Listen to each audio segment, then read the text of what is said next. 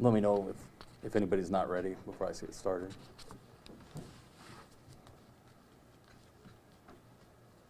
Everyone good? Okay. Good morning. My name is Sean Keene. I'm the Chief of Police. To my left is Special Agent in Charge Paul Keenan, and to my right is Mayor Duke Bennett. I thought it would be easier if I started out to kind of explain the information flow. Within our policy, if another agency is conducting an investigation, we send all information requests as far as the criminal investigation to that agency. We don't speak on their behalf, even if that investigation might involve one of our employees as a victim. So with that said, I'd like to turn to Special Agent in Charge Keenan. He has a statement to make, and we'll go from there. Thanks, Chief. As the Chief said, my name is Paul Keenan, and I'm the Special Agent in Charge of the FBI's Indianapolis Field Office. First and foremost, I want to offer my sincere condolences on behalf of the FBI to the family, friends, and colleagues of Detective Greg Ferenczi. Greg was not only a long-standing member of the police department here in Terre Haute, but a valued member of our FBI family. He had worked side by side with us at our Terre Haute office since 2010 as a federally deputized task force officer. While we mourn this devastating loss, we are dedicated to honoring his memory through a meticulous investigation. This incident occurred just before 2:15 Wednesday afternoon when the suspect approached Detective Ferenczi outside our building and fired at him. An agent inside our office heard the gunshots, came outside, and engaged the suspect and fired at him. The suspect subsequently left the scene and drove himself to the hospital, where he ultimately underwent surgery for his wounds, and he is currently in custody at the hospital. I will not be naming the suspect until he has been charged, which is imminent. The complaint will have more details of the investigation. We will also have a press release from the United States Attorney's Office and the FBI when the complaint is filed, which will name the suspect. Yesterday, the FBI executed several search warrants, including at the suspect's home and the suspect's vehicle. And we have seized numerous items of evidence. Processing of the crime scene went late into the night and continues today. We have flown in additional crime scene experts from other FBI field offices and from the FBI lab in Quantico, Virginia. Because an FBI agent was involved in the shooting, a team from FBI Headquarters Inspection Division has flown out today to review the shooting. They will carefully examine the circumstances of the shooting and review all relevant evidence from the scene and conduct interviews. As this review and investigation remains ongoing, I can't comment further on this investigation.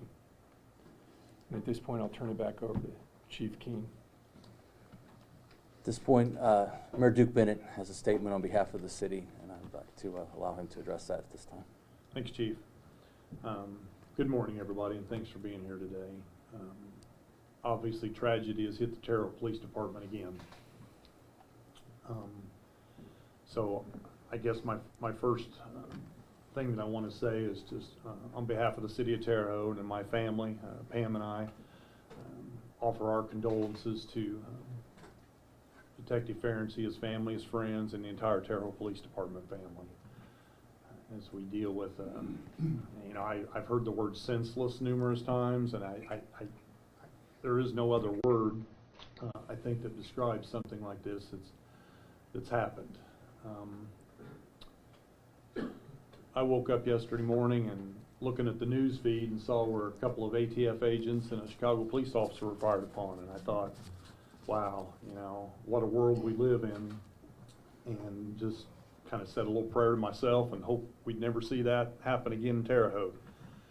And just a few hours later, as I was sitting at my desk, I saw the fire dispatch come across my phone and said gunshot wound, and anytime I see those, I always react in a way that I hope nobody's seriously injured. And as I read the notes and saw what it said, there was an officer down, I immediately got up out of my desk and walked out the back door it was all basically unfolding there, and just watched as numerous police agencies and Terre Haute Fire Department and others were responding to that call for an officer down. I mean, that call that nobody wants to hear.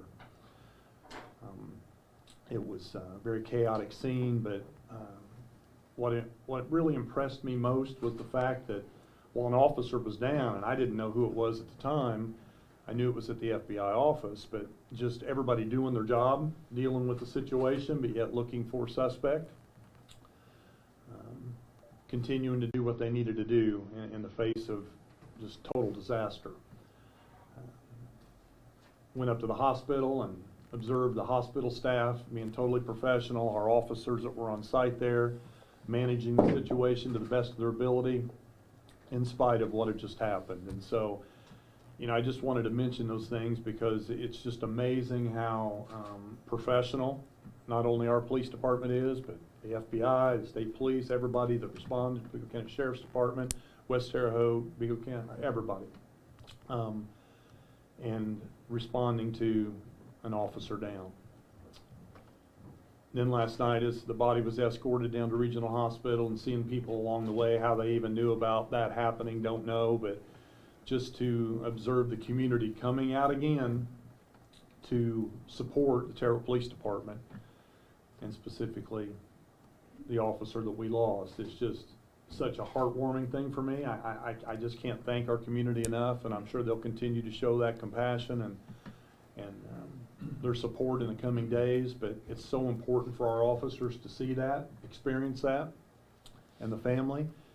And just, I can't say thank you enough for that. So I just wanted to be brief, but I just wanted to share with you a couple of personal observations that, in spite of tragedy, our guys and gals of the Terre Haute Police Department continue to serve above and beyond, and you just never know what the next day is going to bring. And every one of these officers deserve our thanks and our support every single day.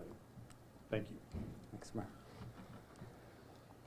Before I talk about Greg, I don't want to forget to thank, as the Mayor spoke briefly about, the FBI, the state police, the Sheriff's Department, all the surrounding counties that have offered their support. It just, in the community, it's just been great, the support that they've put forth during this time. And I want to thank them. I'm sure I won't ever be able to thank everyone, but please know that we all appreciate it here. Greg is a father of 2 adult children. He's a brother. He is a son, and he's been a member of our police family for over 30 years. I've known Greg for over 24 years, around 24 years. He was actually my neighbor right before I came on the police department. You'll not meet a finer person. You don't spend 30 years in this profession without being dedicated. And he was absolutely dedicated. There's not anything that he did that he didn't put 110% into. He was an amazing person. You know, whether it was about a meth lab or human trafficking, he would do everything possible to find everything about that particular crime. And he was a teacher. He did so many more things that I can't sit here and explain to all of you. Those of us that work with him know. He was an amazing person, and I just can't say that enough. I'm going to leave it at that. At this time, if you have any questions, I can't guarantee that we can answer them. I've kind of explained the information flow. If it's related to the criminal investigation, I will always refer you to the FBI. If it's regarding, Greg is a member of our police family, I will do the best I can to answer that while still respecting his family's privacy. So, can any of you confirm whether the suspect knew Detective Ferenczi through an investigation? Not yet. No, we're still looking at motive, and we're leaving all avenues open at this time. Can you describe his role with the FBI and with the Terre Haute Police Department? Where did he spend the majority of his time? What was his role with your office, and what was his role with Terre Haute? You can start with Terre Haute. sure. As we talked about, he was a task force officer. But he did a lot of extra work here. I talked about a little bit about his teaching. When we had block training, a lot of times he would come in. I talked about human trafficking. He would teach the other officers about that. One of the big things that we relied upon him on were risk assessments. You know, I think probably just a few weeks ago, maybe he took part in when we had done a Zoom meeting with some different religious organizations about safety and security in places of worship, and he brought, you know, his experience to that and helped with assessment and security. If we ever got a call about somebody, that's who we turned to for Greg for a risk assessment. If this was someone to, he did so many things, you know, for the department in addition to what he did as a task force officer for the FBI. Like I said, there's I can't say enough. Question for the mayor: were you aware of the suspect's identity or had ever encountered him in any political situations in the last few years in Terre Haute? Yeah, I can't comment on that right now. Chief and Mr. Mayor, I know a lot of people are watching right now and they're wondering what they can do today and in the days to come to support the department and to support this officer's family. What would you like them to know today and in the coming days? How can they help you today? Well, I would just say, once again, that show of support like last night, when it wasn't even organized, just seeing people standing out on the sidewalk, holding flags. You know, we live in really crazy times right now. There's a lot going on in the world, and police officers are, you know, put in a bad spot a lot of times. And here's a situation where we've lost an officer now, the third one since I've been mayor. And yet the community, you know, the vast majority of the community they want to do something, and it's just that show of support, I think, is the most important thing they do. The phone calls, the emails. You know, I've received messages from elected officials all over the state and from DC, governor's office, and other places. And, you know, that makes me feel good, and I pass that on to folks. But it's the officers. They're the ones, and the family, that they need to see that visible support. And so I would just ask people to continue to not only hold him up in their thoughts and prayers, but just to show that visible support. Can someone talk more about his role as an FBI task force officer, like what that looks like day to day? Sure. So, like I said earlier, he was there since 2010. So they get, task force officers get fully deputized, so they're basically like an FBI agent at that point. So it's a small office here in Terre Haute. It's a sub-office out of the Indianapolis office.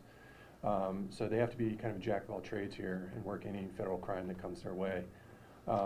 He was first assigned to our Safe Streets Task Force, which is gangs and violent crime, and then subsequent to that, he was working on our Joint Terrorism Task Force. So he ran the gamut of you know, violent crimes, gangs, and counterterrorism matters. Can you talk about the decision whether or not to charge this federally as opposed to a state crime? Well, it's an assault on a federal officer, and so resulting in death. It happened at our office, so that was the decision made at the time to take this federally. Can you talk about the sense of vulnerability or betrayal? Because this is not a big town, so it probably doesn't take a lot to figure out where your guys go to work every day to have. It's bad enough if one of your agents gets shot out in the field on a search warrant, but to have this come to your front door.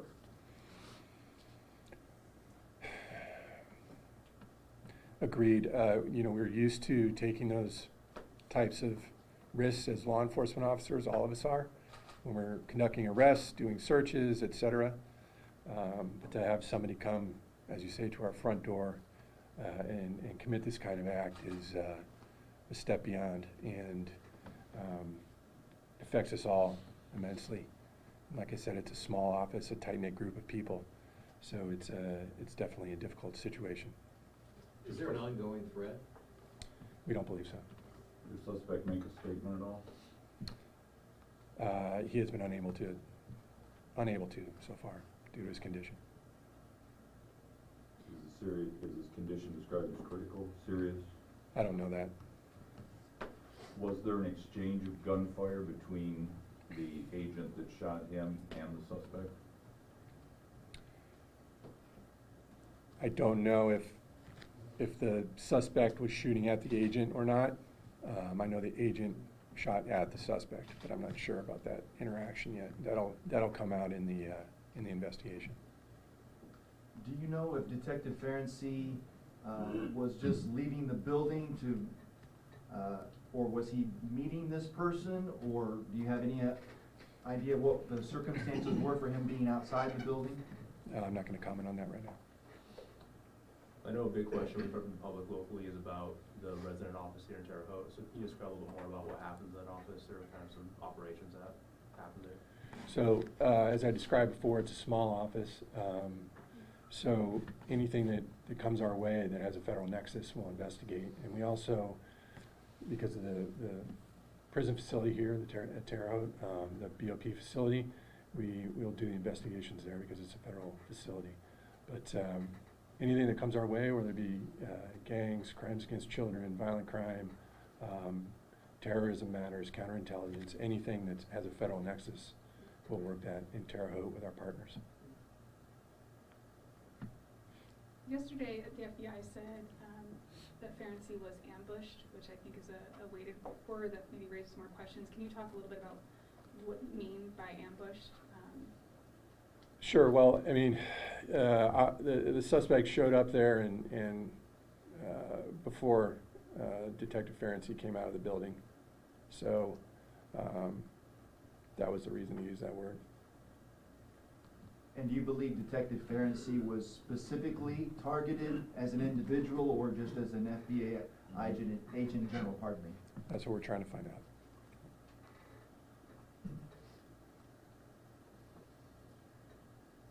Chief, is there a particular spot maybe that people could come to visit today? I know there's often memorials in situations like this. Is there a place where people can come to show their support? As we've done in the past, you may be familiar, one of the first things we're trying to set up will be a display of Detective Ferenczi's car, which is a traditional act.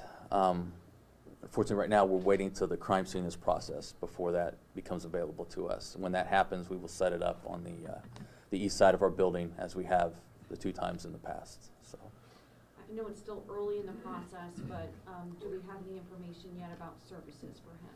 we do not. Our priority right now is the family and allowing them the time to make decisions because it is their decision. There are some family members that are not yet in the area, so really we're going to wait for them and give them the time they need to make those decisions. And once we have it to where we can announce to the public, we'll do so. Is there a personnel record where we can look at his commendations and awards, et cetera? Yes, if you give me that request, we'll get that process for you. For the special agent, you mentioned that you brought in evidence technicians and specialists from across the country. If it's 10 o'clock Thursday morning, what do you see the timetable going forward today and through tomorrow, and then presenting your case to the U.S. Attorney? So the complaint to charge will be done today, is my understanding, barring unforeseen circumstances.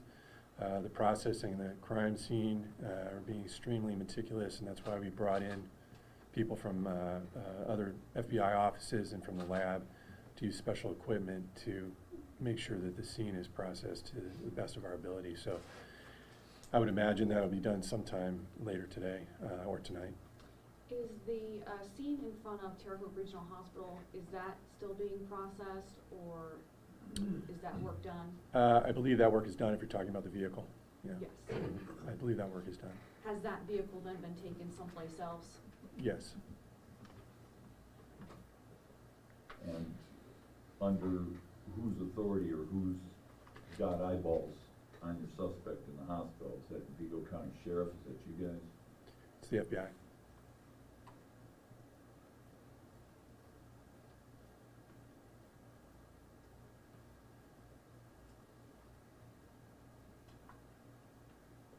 Has anybody run a criminal background check on your suspect?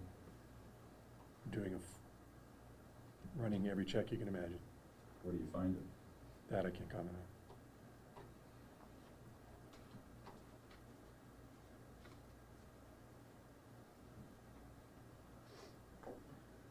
Has this office ever been a target of any threats in the past?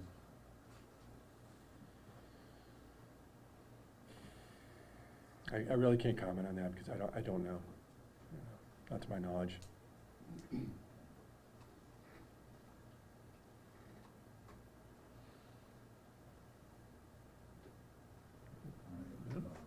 And just for the chief, if it's 10 o'clock now, even if your PIO can just at 3 o'clock say nothing's different, or if there's something slightly different, or if, you know, the personnel record, just 5 hours from now, so we don't bug you, just 5 hours from now, somebody can just meet us out front, heads up, even if nothing's different, that'll help us to stay out of your way. A little confused on so your request for the personnel records, I understand that. Are you asking me if there's something different in the? Yeah, I mean, so 3 o'clock, just from the way we operate, would be an appropriate time to just give us a heads up if anything's changed or even if nothing's changed. As it pertains to the criminal investigation, we will not be doing any releases in that, if you understand that part. Even if you find out more about setting up your memorial or anything like that. Yes, we have contacted the FOP team, who has always assisted us in the past, and with their assistance, we'll start getting that information out as soon as decisions are made. So, Thank you. thank you. Thank you. Thank you. Thank you, guys.